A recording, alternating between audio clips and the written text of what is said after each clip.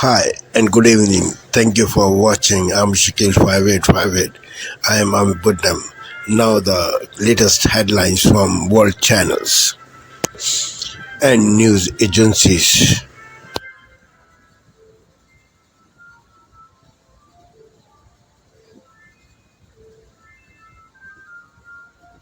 Purported leaked breaking news as we come on the air, the bombshell decision involving the Menendez brothers, the DA just a short time ago. His decision now, and how soon could Lyle and Eric Menendez go free? Also developing tonight, McDonald's says it has found the source of the ingredient linked to that deadly E. coli outbreak in Quarter Pounders. And tonight now precautions involving several other restaurants. First tonight, the breaking news late today in the case of Lyle and Eric Menendez. Members of the Menendez family sitting in the front row supporting them. Los Angeles DA George Gascon tonight recommending the brothers be resentenced to life with the possibility of parole, meaning after serving 35 years in prison, they could soon now go free. So who has to sign off on this? Matt Gutman live in Los Angeles with late reporting. Tonight, just 12 days until Election Day, more than 30 million Americans have cast their votes. Former President Donald Trump tonight vowing if he's elected, he will fire Jack Smith, who was prosecuting Donald Trump for trying to overthrow the results of the last election and the horror on January 6th. And after CNN invited both Kamala Harris and Donald Trump to a debate or a town hall, Trump saying no to both, Harris showing up to answer questions and making her case in front of undecided voters, what she promised. Tonight, Russian President Vladimir Putin speaking about Donald Trump after reports they have spoken at least a half dozen times since Trump left office, and that Trump sent Putin COVID testing machines while the pandemic was raging here in the U.S. What Putin is now saying about his relationship with Trump, and what Putin said about North Korean troops in Russia reportedly getting ready to help Russia fight against Ukraine. Here in the U.S. tonight, McDonald's late today revealing it has found the source of the ingredient in that deadly E. coli outbreak linked to Quarter Pounders. The ingredient, where it's from, and now the precautions involving several other restaurants. Alarming images coming in from Gaza. Israeli drone video showing tens of thousands of Palestinian civilians evacuating through bombed-out neighborhoods. The chilling images back here at home tonight of an attempted kidnapping. The news just in after a suspect is seen allegedly cornering an 11-year-old girl. What a young bystander did to save her. Tonight in the Northeast, the heat and the lack of rain, and now the fire danger. New York City and Philadelphia and the entire month of October with no rain so far. The Parade of Champions tonight, the Liberty, celebrating their first WNBA title on the streets of New York. And tonight here, we remember a member of our own ABC News family. You'll remember his reporting, his humanity.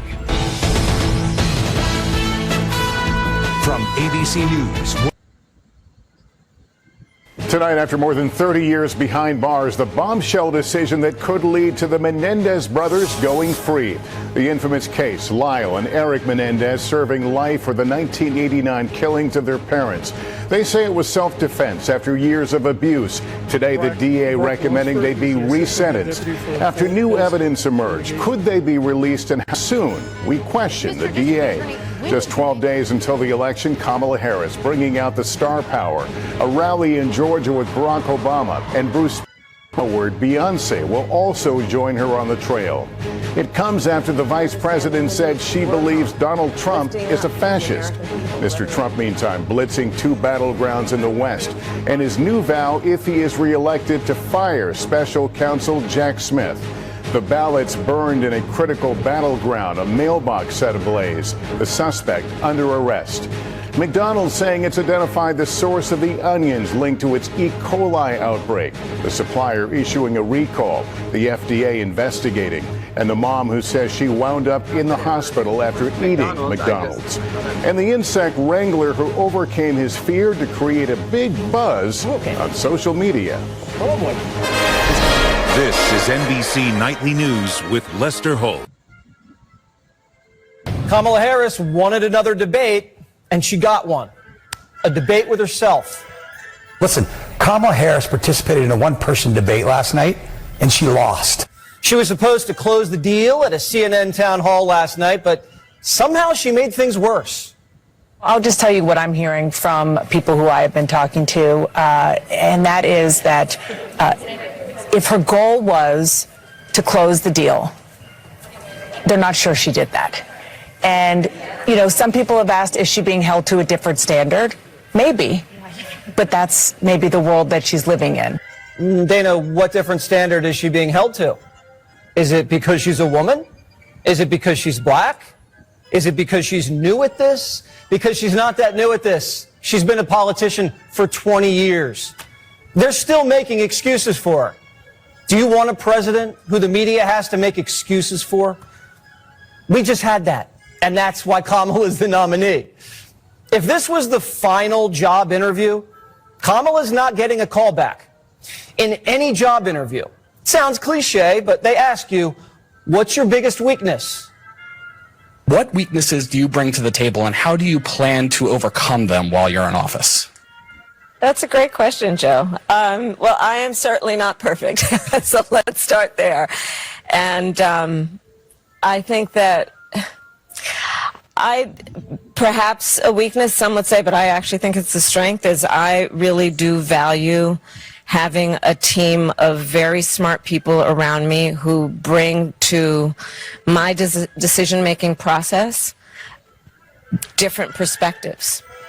My team will tell you, I am constantly saying, let's kick the tire on that. Let's kick the tires on it. My biggest weakness, I could think of a half a dozen things off the top of my head. I'm impatient. Sometimes I don't listen carefully. Sometimes I'm late. But my biggest weakness is actually my strength. Come on! So, let me ask you a question right off the bat. What do you think are your greatest strengths as a manager? Why don't I tell you what my greatest weaknesses are? I work too hard, I care too much, and sometimes I can be too invested in my job. Okay. And your strengths? Well, my weaknesses are actually strengths. Kamala is becoming the stereotype of a tip. Welcome to Democracy Now!, democracynow.org, The War and Peace Report. I'm Amy Goodman. At least 17 Palestinians, including an 11-month-old baby, were killed today in Gaza's Nuseirat camp as Israel once again attacked a school-turned-shelter in central Deir al-Balah. In northern Gaza, Al Jazeera reports many civil defense rescue workers are refusing Israeli orders to evacuate, facing arrest and attacks as they continue their rescue missions, even as their capacity has been nearly wiped out by Israel's assault. Israel's siege on northern Gaza, now in its 20th day, has killed over 770 Palestinians. This is a displaced Palestinian woman who fled Beit Lahia. I fled the intense bombardment in Beit Lahia. Martyrs and remains were all scattered on the ground. We do not know where to go. Truly, we don't know what state we have reached. We cannot take it anymore. We are being exterminated in Gaza. We are dying, and no one is standing beside us, nor is anyone able to solve our issue. We are innocent. We have nothing to do with everything that has happened. We are lost between a war and an extermination. Al Jazeera has blasted Israel's dangerous escalation of its attack against the news network after the Israeli military claims 6 of its journalists are members of Hamas and Palestinian Islamic Jihad. Al Jazeera responded, quote, "These fabricated accusations are a blatant attempt to silence the few remaining journalists in the region, thereby obscuring the harsh realities of the war from audiences worldwide," they said. We'll speak.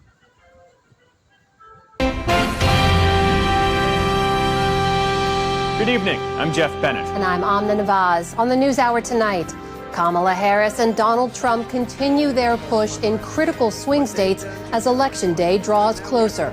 Boeing workers overwhelmingly reject the company's offer to end the strike, complicating the CEO's plan to turn the aerospace giant around. And aided by a new federal law, environmentalists work to detect dangerous methane leaks in energy-producing states. There are health hazards to breathing this in, and you'll see tanks like this in people's backyards.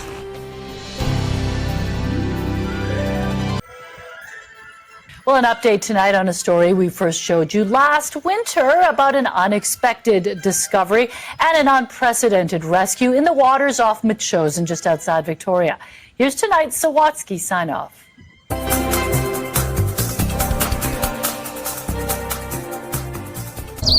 Sean Hutchinson is watching a video of who he now calls a friend who he'd once named after himself.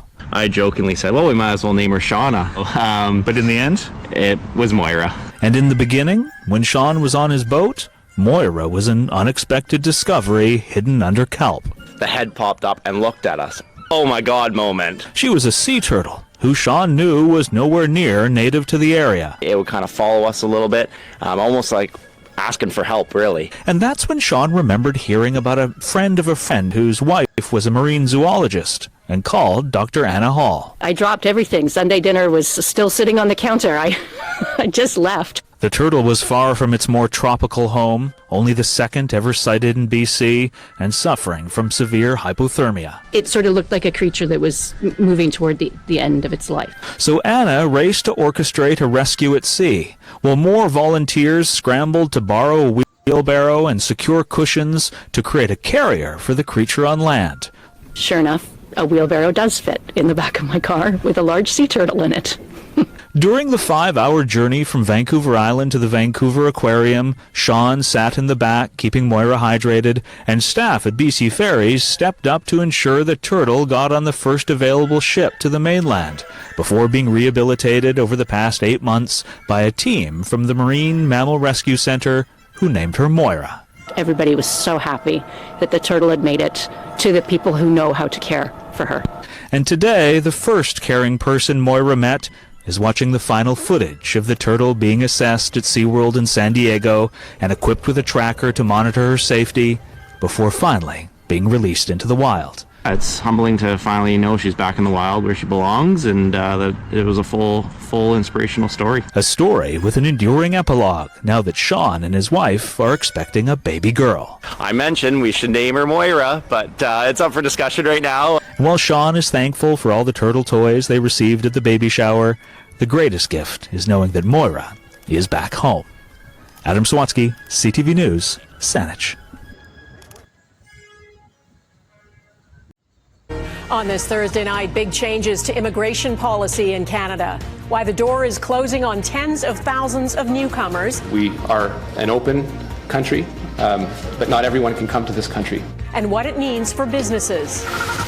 New details about how a young employee died at a Walmart store in Halifax. I can't imagine what the family's going through, what the employees are going through. How it's believed her mother found her, and the message from police to the public. And a league of their own. We could come and enjoy, bring our family members out. The Aboriginal Curling League, still sweeping strong after 30 years.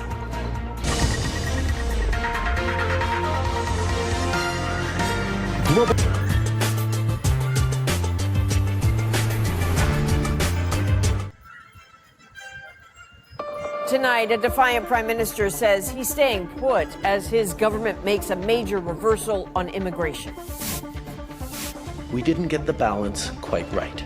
Today's immigration flip-flop is a massive admission of failure by Justin Trudeau. Why fewer people will be allowed into Canada. Plus, just hours after Trudeau's MPs told him to leave. Are you planning on staying as prime minister past October 28th? Yes. At Issue is standing by. A Métis man's horrifying discovery after waking up in hospital. Why? Why did they do that to me? What on earth would provoke somebody to cut someone's hair when you're operating on his hip? And Canadian cars stolen in seconds, but in the UK, some of those same vehicles are harder to steal. All right, so clearly that works. Marketplace wants to know why. From CBC News, this is The National with Chief Correspondent at 8 on ABC TV and ABC. With 12 days to go, the race neck and neck, Donald Trump heads to the Sun Belt as Kamala Harris brings out the star power in Georgia. But will it sway undecided voters? The American people are being presented with a very serious decision. We can't take a chance on this disaster continuing. I'm really worried about open borders. Plus, tonight's Eye on America takes us to the home of one of the election's most polarizing debates, the southern border. The misconception is that it's dangerous, and it is not dangerous. And breaking news, could the Menendez brothers soon be released from prison after the prosecutor recommends resentencing? I believe that they have paid their debt to society.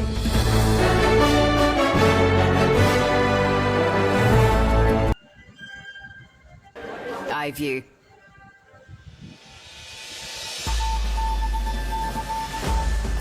A call to action. The King labels the threat of climate change a primary concern for Commonwealth countries. Lives, livelihoods and human rights are at risk across the Commonwealth.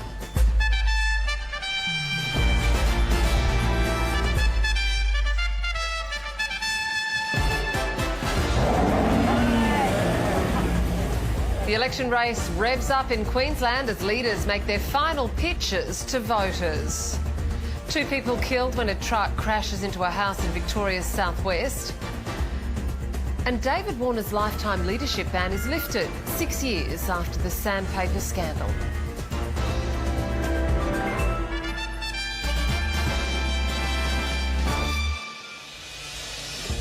Hello and welcome to ABC News. I'm Catherine Robinson. King Charles has issued a stark warning on climate.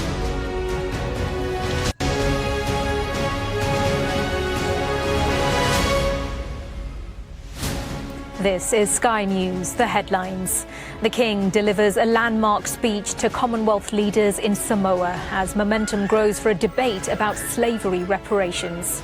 I understand from listening to people across the Commonwealth how the most painful aspects of our past continue to resonate. The Prime Minister and Chancellor make their big budget move, a change to the government's debt rules that could raise £50 billion. Sir Keir Starmer is in Samoa and gives us his clearest tax rise hint yet as he narrows his definition of the working people he wants to protect.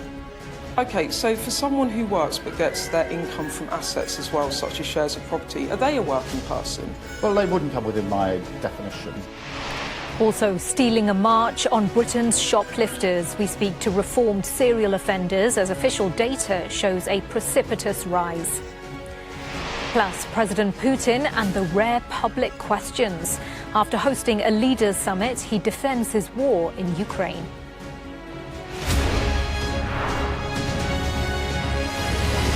Hello, good morning. Welcome to the programme.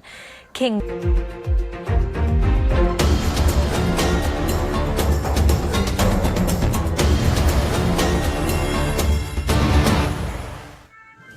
Ruling party Frelimo's candidate Daniel Chapo is set to become Mozambique's next president. Election officials on Thursday said he'd won 70% of the vote in the disputed general election held on the 9th of October. This means he will replace outgoing President Filipe Nyusi.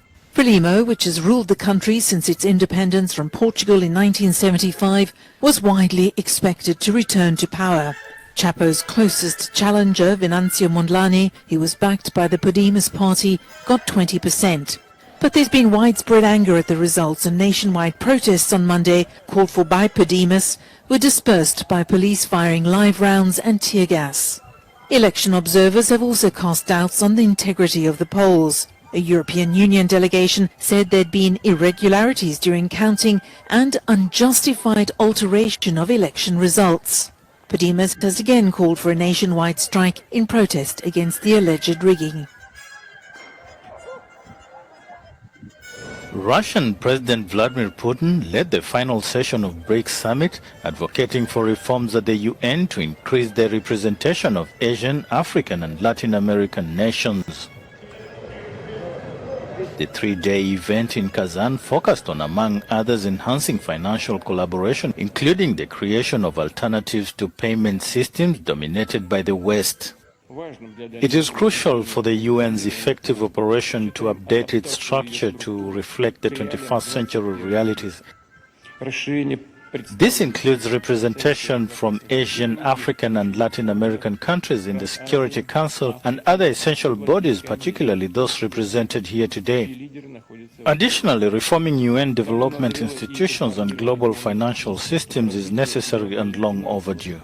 In the presence of the UN Secretary General and BRICS potential new members, Putin remarked that the West is attempting to contain growing competitors and stifle the independent development of Asian and Latin American nations through illegal sanctions and protectionist measures which contribute to conflicts. The UN's Special Envoy for the Central African Republic, CAR, addressed the UN Security Council in New York on the situation in the country. Valentine Rugwabiza highlighted Wednesday CAR was witnessing a positive momentum from the recent dissolution of active armed groups. I'm happy to report that the dissolution of the 6 armed groups and 3 factions of armed group signatories to the APPR-RCA remained effective and resulted in the disarmament and demobilization of their combatants, with the integration of some of them in the national armed forces. The head of the UN Multidimensional Integrated Stabilization Mission in the CAR warned against a risk of reversal. To avoid this scenario, she notably called for the Council to provide more resources. The risk of reversal remains. The tangible and transformational progress achieved in close collaboration with the Central African government now requires expansion and consolidation. And the role of MINUSCA remains critical. We therefore count on the continuous and concerted support of this Council to extend the mandate of MINUSCA for an additional year and avail commensurate and timely resources for its implementation. Preparations for local elections due next April have continued to progress. The mandate of the MINUSCA force includes protection of civilians alongside promoting the disarmament, demobilization and repatriation of fighters from neighboring countries. However, MINUSCA personnel have notably faced accusations of sexual exploitation. The CAR is yet to bring a definitive end to armed rebellions and recurrent violence since 2013. Residents of Phoenix have begun early voting at the Arizona State University campus. Arizona is one of the key swing states, holding 11 electoral votes. One early voter mentioned that she voted for Donald Trump not due to his personality, but because she supported his policies against those of Kamala Harris. I'm absolutely petrified at the thought that Kamala Harris would be president because I don't like her policies. Arizona has become one of the first of this year's presidential battleground states to allow early in-person voting, enabling all residents to cast their ballot at traditional polling places before Election Day. So I did vote for Kamala. A lot of reasons personally that, I just don't agree with Trump, and I do, as I am a colored person. So I am in support of reproductive rights. That's a big thing for me. There's a lot of personal things that I shouldn't really say on camera, but yeah, I'm a Democrat, so I voted for Kamala. Both Republican and Democratic vice presidential candidates campaigned in Arizona ahead of the start of early voting in a state that may determine the outcome of the presidential election and the balance of power in the Senate. Arizona had 4.1 million registered voters as of late July, according to the Secretary of State's office.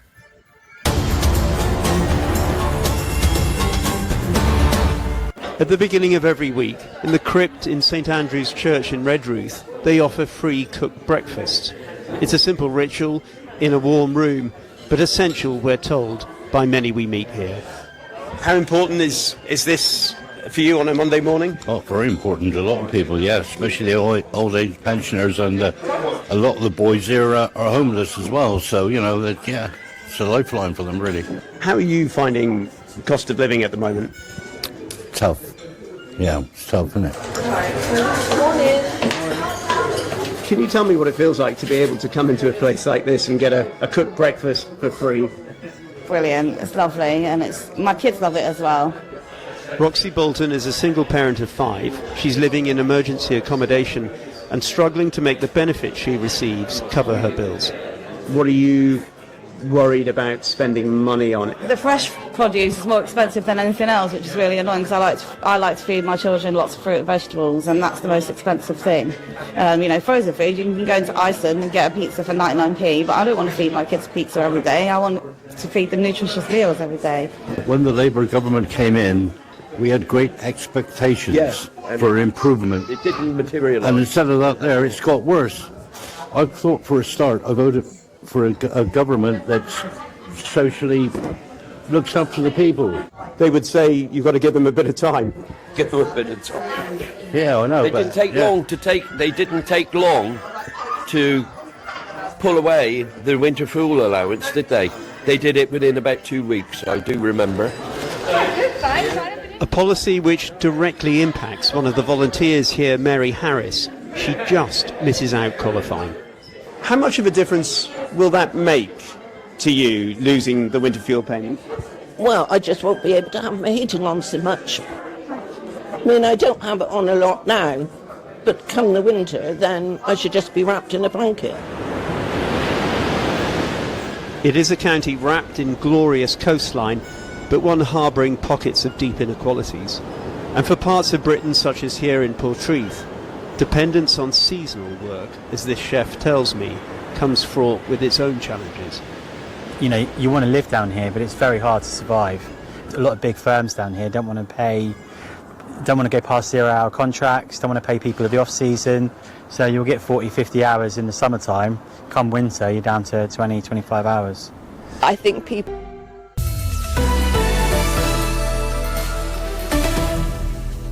This is DW News, and these are our top stories.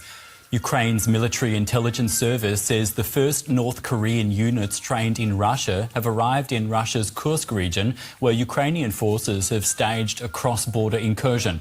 Russian lawmakers have ratified a defence treaty with North Korea, which pledges, quote, mutual assistance if either country is attacked.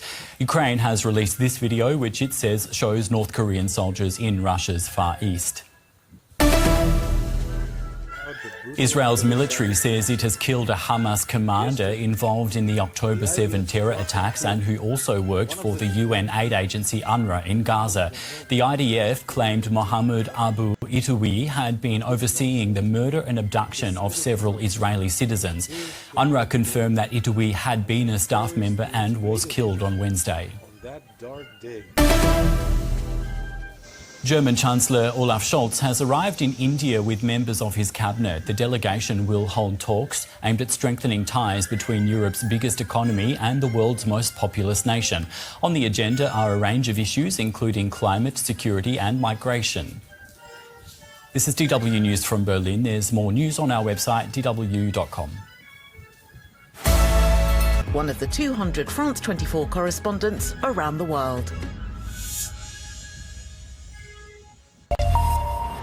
Hello, you're watching Daybreak on France 24. I'm Karis Garland. Thanks for tuning in. Here's a look at our headlines. 3 journalists have been killed in an Israeli airstrike on guest houses in southeastern Lebanon this Friday, including 2 staffers from a pro-Iran outlet and another from Hezbollah media.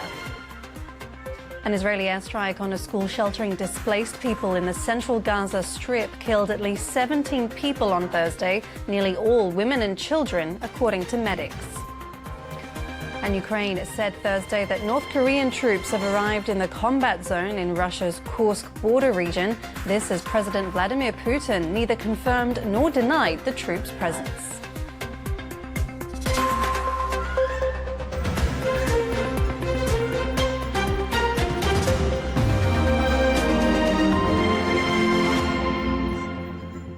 Three journalists were killed in an Israeli airstrike on a guest house in the southeast of the country early. This is Asia Now. Good afternoon. It's 12 p.m. in Singapore and Hong Kong, 9:30 in New Delhi and 11 o'clock in Jakarta. I'm Ilakia Silveraji. Your headlines this hour. Severe flooding and landslides claim at least 26 lives in the Philippines. More than 150,000 people have fled their homes as tropical storm Trami dumps rain on entire villages. India also bracing for a storm. Cyclone Dana has made landfall in the eastern state of Odisha as more than 1 million people evacuate. Transport services suspended and schools have been shut. Plus, all of this perhaps will focus Hamas on the imperative of concluding a deal. Renewed hope for a ceasefire in Gaza as U.S. and Israeli officials prepare to travel to Qatar for negotiations amid reports that the warring sides have signaled an openness to talk.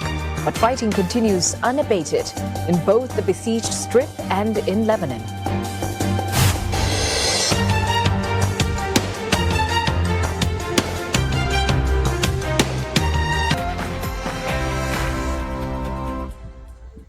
Good morning. The Prime Minister paves the way for tax rises. Starmer declares people with assets do not fit into his definition of working people, paving the way for possible tax hikes. Well, that's as the Chancellor has warned a £50 billion borrowing spree risks raising interest rates. Up in smoke, the government U-turn on their decision to ban smoking from pub gardens following heavy backlash. The King delivers a landmark speech in Samoa as he urges world leaders to right inequalities that endure. It seems to me that these connections between us are more precious than ever. Together we are wiser, stronger, and more able to respond to the demands of our time. I'm live from a Commonwealth Heads of Government meeting in Samoa, bringing you the latest analysis from His Majesty's speech, and while he is looking forward, not backwards. Inheritance tax warning. As the government looks to increase the amount of money it raises from the tax, we'll be debating whether it's time to get rid of it completely. And could the next royal wedding be yours? I hope so. Plans have voted to possibly allow weddings on the Balmoral estate, but do you think it's a good idea? And in sport this morning, Jose Mourinho gets himself sent off. This is Fenerbahce team draw with Manchester United in Istanbul. Also in Europe, Spurs, Rangers, Chelsea and Hearts all win. And in cricket, England could use some early wickets in the third test against Pakistan. A real mishmash of weather today. Pretty dull for some, bright for others. Bit of heavy rain and some gusty winds. Find out who gets what. Join me later for the weather. It's just gone 6 o'clock. I'm Stephen Dixon. I'm Ellie Costello, and this is GB News Breakfast.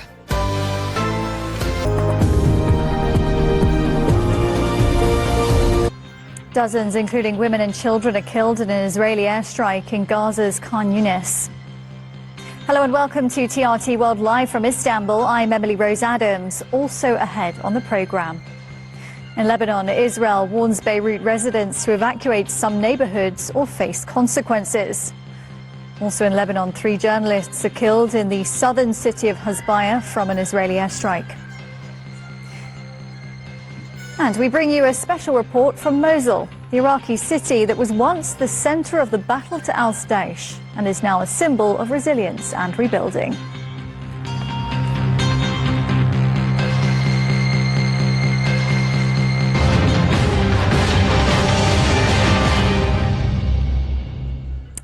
And we begin in Khan Yunis. Thank you for sparing your precious time. This is Amir Shakil. Have a good life. Bye-bye.